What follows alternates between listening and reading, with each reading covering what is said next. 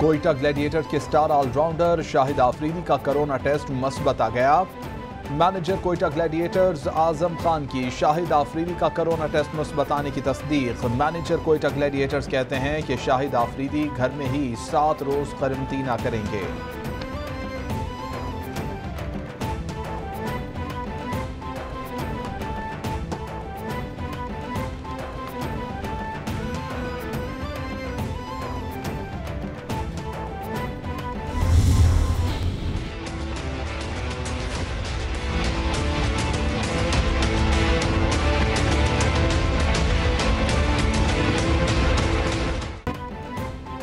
NCOC का तालीमी शोबे के लिए पाबंदियां फरवरी के वस्त तक बरकरार रखने का फैसला। 10% से कम शरह वाले शहरों में स्कूल खुले रखने का फैसला। 12 साल से ज्यादा उम्र के मुकम्मल वैक्सीनेटेड तलबा को स्कूल आने की इजाजत होगी।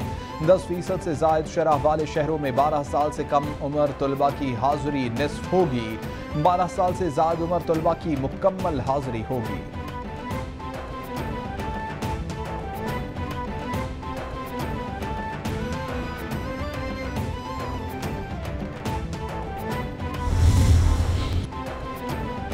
कोरोना के पाकिस्तान पर वार जारी। 24 घंटों में मजीद 25 अफराद जाँ बहक। मरने वालों की कुल तादाद 19,162 तक पहुँच गई है। मुतासरा अफराद 13,93,887 हो गए। सिंध में सबसे ज्यादा 5,33,496। पंजाब में 4,69,540 केसेस रिपोर्ट। खैबर पख्तूनख्वा में 1,87,983। इस्लामाबाद में 1,22,098। बलोचिस्तान में 34,131। गिलगित बल्तिस्तान में 10,557 केसेस रिपोर्ट हो चुके। MQM पाकिस्तान के कारकुन असलम की कराची में नमाज जनाजा अदा। मुतवफ़ी की नमाज जनाजा मौलाना जमील राठौर की इमामत में अदा की गई। असलम की मौत तबई निकली। CDR रिपोर्ट मंजर-ए-आम पर आ गई है। रिपोर्ट के मुताबिक एहतजाज के वक्त मरहूम अपने घर पर ही मौजूद थे। MQM पाकिस्तान का एहतजाज और लाठी चार्ज का टाइम 8:42 था। एहतजाज के वक्त असलम की लोकेशन FB एरिया ब्लॉक 15 आ रही थी। असलम की फैमिली ने पोस्टमार्टम से भी इनकार कर दिया है।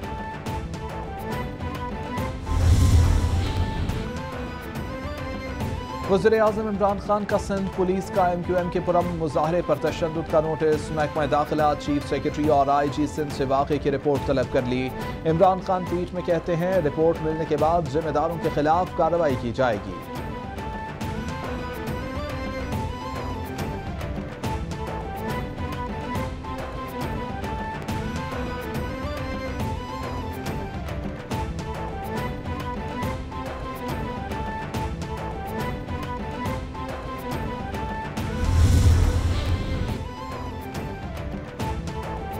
वज़ीर आला सिंध मुराद अली शाह का MQM के रहनुमा अमीन उल हक को टेलीफोन। गुज़िश्ता रोज होने वाले वाक़े पर गहरे अफसोस का इजहार। दोनों रहनुमाओं में वाक़े को लसानियत का रंग न देने और जाँ बहक शख्स का पोस्टमार्टम करवाने पर मुशावरत।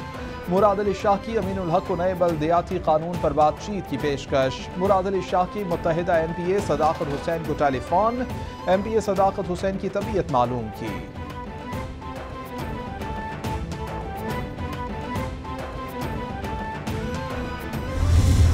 को बताया कि आगे होटल्स में PSL की जो टीम्स हैं वो ठहरी हुई हैं और उनमें बैनुल-अक़वामी कुछ प्लेयर्स भी हैं। उनका सिक्योरिटी का इशू है। वो हाई सिक्योरिटी जोन है इस वक्त। आप मेहरबानी करें उस तरफ ना जाएं। उन्होंने नहीं माना।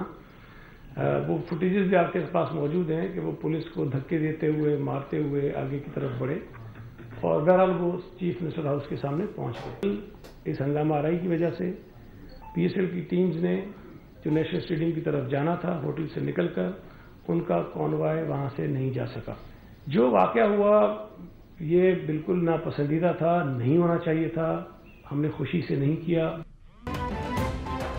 MQM को बताया था कि रेड जोन में दाखिल ना हो, लेकिन इन्होंने बात ना मानी। ना चाहते हुए भी इंतजामिया ने लोगों को मुंतशिर करने के लिए एक्शन लिया। अगर कार्रवाई न करते तो खतरनाक नताइज सामने आ सकते थे। वज़ीर इत्तलात सिंध सईद गनी की प्रेस ब्रीफिंग। बोले, ये तासुर गलत है कि MPA को पुलिस घसीट कर ले गई। किसी अस्पताल में ऐसा जख्मी नहीं आया कि जिसकी दौरान इलाज हलाकत हुई हो। तशद्दुद से कोई हलाकत नहीं हुई है।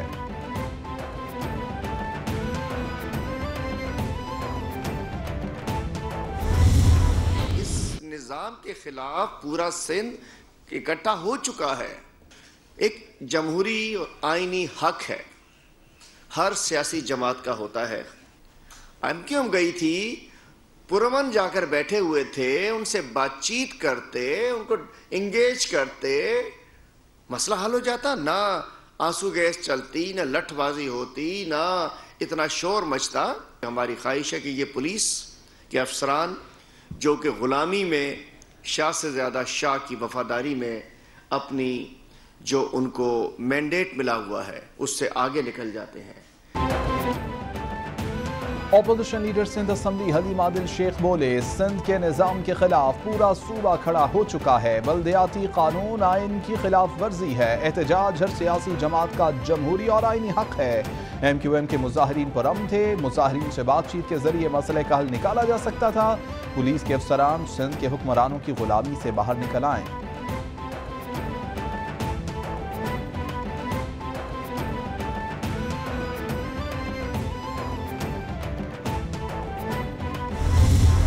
रूल ऑफ लॉ के बगैर अगर किसी का ख्याल है कि ये हो सकता है तो वो शायद कोई फैंटेसी वर्ल्ड में तो ऐसे हो जाए कि आप एक दिन आए और एशियन टाइगर बन जाए पाकिस्तान। लेकिन रियलिटी में ये है कि आज तक किसी माशरे ने तरक्की की नहीं जब तक उनका लीगल सिस्टम ठीक नहीं है, जब तक रूल ऑफ लॉ नहीं है। पाकिस्तान का सिस्टम जो शुरू में था, जो अंग्रेज छोड़ के गया था, वो बजाय ऊपर जाने के वो नीचे जाना शुरू हो गया। और बल्कि पाकिस्तान के जो सारे सिस्टम्स थे जो अवाम को जिन्होंने उठाना था वो सारे आहिस्ता आहिस्ता नीचे जाना शुरू हो गए। और एक गल्फ आ गया कि एक ताकतवर के लिए एक पाकिस्तान बन गया जिसको हम एलीट कैप्चर कहते हैं, और अवाम के लिए दूसरा पाकिस्तान बन गया। स्विट्जरलैंड में किसी वज़ीर आला के चपरासी के अकाउंट में अरबों रुपए नहीं आ जाते, ना ही कोई लंदन में फ्लैट खरीदता है। वहां कब्जा माफिया भी नहीं है। वज़ीर आज़म का तंज बोले, कोई मुल्क कानून की बालादस्ती के बगैर तरक्की नहीं कर सकता। पाकिस्तान में अदालती निज़ाम आहिस्ता आहिस्ता कमजोर होता गया। ताकतवर और गरीब के लिए अलग अलग पाकिस्तान बन गया। गरीब लोग जेलों में भरे हुए हैं। इस्लाहात का मकसद आम आदमी को इंसाफ फराहम करना है।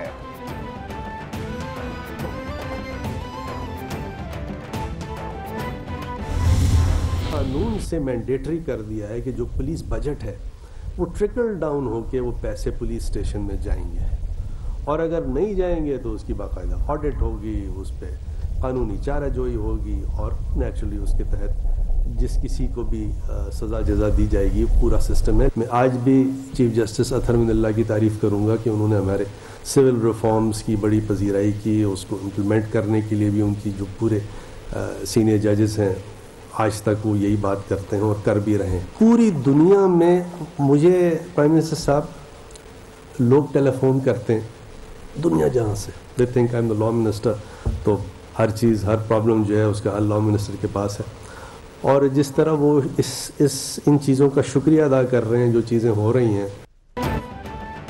ट्रांसपेरेंसी रिपोर्ट में हमारा नंबर कानून पर अमल न होने की वजह से 140 पर आया। फौजदारी कानून में इस्लाहात के बाद पुलिस बजट थानों तक पहुंच सकेगा। हमारी इस्लाहात पर बैरून मुल्क पाकिस्तानी भी खुश हैं। वज़ीर कानून बैरिस्टर फरोग नसीम का तकरीब से खिताब, बोले कि पुलिस बजट ऊपर से ही खा लिया जाता था। इस्लाहात से पुलिस बजट पुलिस स्टेशन तक पहुंचेगा। चालान पेश करने की मुद्दत 45 दिन कर दी गई है।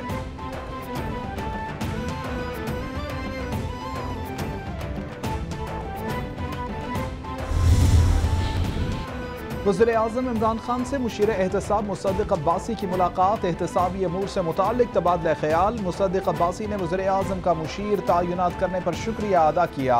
मुसद्दिक़ अब्बासी ने हुकूमती एहतसाब के अमल में बेहतरी लाने की यकीन दहानी कराई। मुसद्दिक़ अब्बासी कहते हैं कि अपने तजुर्बे की रोशनी में एहतसाब के अमल को शफ़ाफ बनाऊंगा।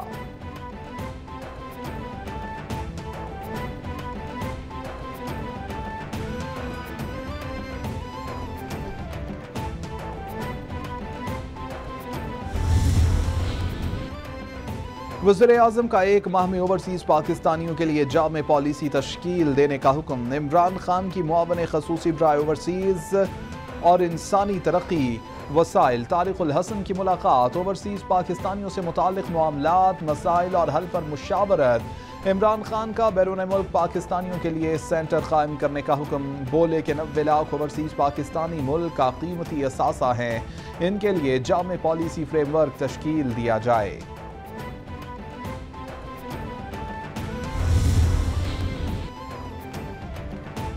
वज़ीर-ए-आज़म से मुआविन ख़ुसूसी आज़म जमील की मुलाकात। मुल्क में सयाहत के फ़रोग़ से मुताल्लिक़ा अमूर पर तबादला ख्याल। इमरान खान की सयाहती मक़ामात पर दबाव कम करने के लिए मुतबादिल पॉइंट्स के फ़रोग़ की हिदायत। वज़ीर-ए-आज़म की सयाहत से भरपूर इस्तेफ़ादा के लिए इंफ्रास्ट्रक्चर बेहतर करने और गवर्नर हाउस नत्या गली को सयाहती मकाम बनाने की हिदायत। इमरान खान की सयाहत के फ़रोग़ के लिए निजी शोबे की शराकत की भी हिदायत।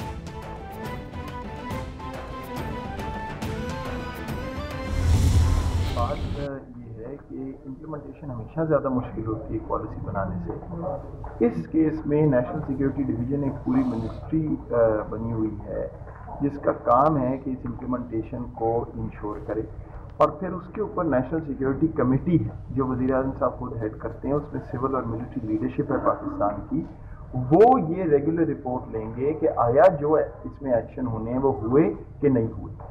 कई चीज़ें विफाक ने करनी है, कई सूबों ने करनी है, कई किसी मिनिस्ट्री ने, कई इदारे ने। तो ये एक बड़ा तवील प्रोसेस होगा। कई चीज़ें इंशाल्लाह जल्दी होंगी, कई बाद में होगी, लेकिन और कोई ऐसी पॉलिसी मेरे इल्म में नहीं है जिसके लिए एक पूरी डिवीज़न खड़ी हो, एक पूरी सुप्रीम बॉडी हो जिसका काम है कि वो इंश्योर करे। तो कौमी सलामती पॉलिसी को हतमी शक्ल देने में 7 साल लगे। कर्ज लेने से खारिजा पॉलिसी पर असरात पड़ते हैं। बैरूनी कर्जे ख़त्म करना ज़रूरी है। पॉलिसी में जंग से हटकर आम आदमी का सोचा गया।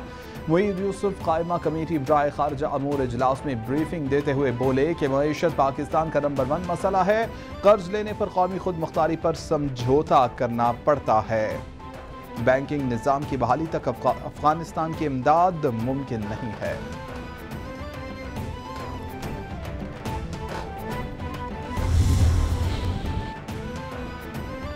सरबराह खाफ लीग चौधरी शुजात बोले कि आजकल नवाज शरीफ के आने जाने की फिक्र लगी है। चाहे कुछ भी कर ले, नवाज शरीफ वापस नहीं आएंगे। अगर इनकी पार्टी और वर्कर कहें तो अलहदा बात है। वज़ीर-ए-आज़म की उम्मीदवार नवाज शरीफ की वापसी का कहें तो मज़े का खेज बात है। नवाज शरीफ की वापसी से बाहर निकले और अवामी इशूज़ पर तवज्जो दें। ऐसे कामों में लगे रहे तो मुल्क का अल्लाह ही हाफिज है।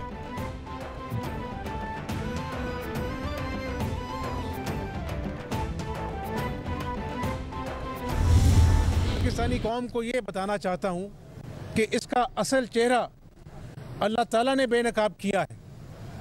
कहाँ पाकिस्तान मुस्लिम लीग के दौर में 10 जो डिजिट से वो कम हुए, शफाफियत आई, अरबों के मंसूबे लगे, मोटरवेज बनी, शहबाज शरीफ साहब ने बिजली के अरबों के मंसूबे लगाए, मेट्रो बसेस बनी, ऑरेंज लाइंस बनी। किसान जो आज खाद की बोरी के लिए लाइनों में लग रहे हैं, किसानों को 400 अरब का पैकेज दिया। ये मैं इमरान नियाजी की तरह 1100 अरब के कराची वाले पैकेज की बात नहीं कर रहा। Opposition leader Punjab assembly Hamza Shahbaz कहते हैं कि हुकूमत का असल चेहरा बेनकाब हुआ। इमरान नियाजी की जमात करप्शन के खात्मे का एजेंडा लेकर आई थी। ट्रांसपेरेंसी इंटरनेशनल की रिपोर्ट के मुताबिक करप्शन में इजाफा हुआ। अवाम महंगाई की चक्की में पिस रहे हैं। किसान आज खाद की बोरियों के लिए लाइन में लगे हुए हैं। फिर कहते हैं कि ट्रांसपेरेंसी इंटरनेशनल की रिपोर्ट को नहीं मानते।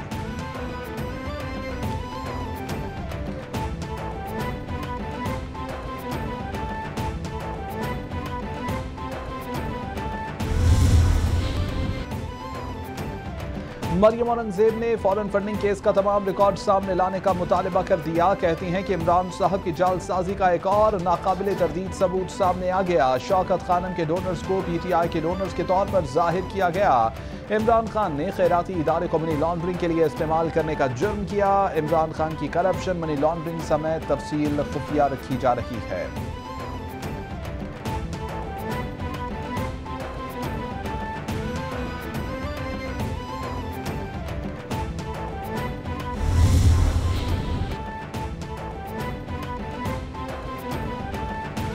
सुप्रीम कोर्ट में नवाज शरीफ और जहांगीर तरीन की ताहयात नाअहली के खिलाफ फाइली दरख्वास्त दायर कर दी गई। सदर सुप्रीम कोर्ट बार एहसन भौन ने ताहयात नाअहली के खिलाफ दरख्वास्त दी। आर्टिकल 184/3 के तहत सुप्रीम कोर्ट बतौर ट्रायल कोर्ट अमूर अंजाम नहीं दे सकती। आर्टिकल 184 की शिक 3 के तहत फैसले के खिलाफ अपील का हक नहीं मिलता, जो इंसाफ के असूलों के मनाफी है। दरख्वास्त में मतन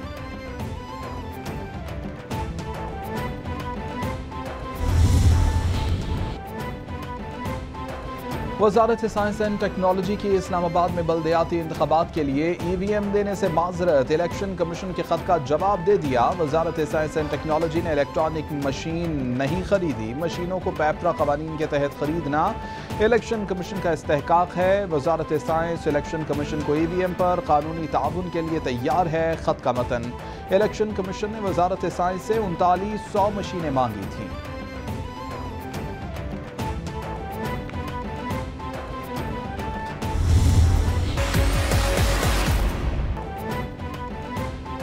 और पाकिस्तान स्टॉक एक्सचेंज में तेजी के रुझान पर कारोबार का इख्तिताम। इंडेक्स 127 पॉइंट्स इजाफे से 45,083 पॉइंट्स पर बंद। ओपन मार्केट में डॉलर 50 पैसे कमी से 189 रुपए का हो गया। फी तोला सोना 550 रुपए कमी से 1,26,600 रुपए पर पहुंच गया।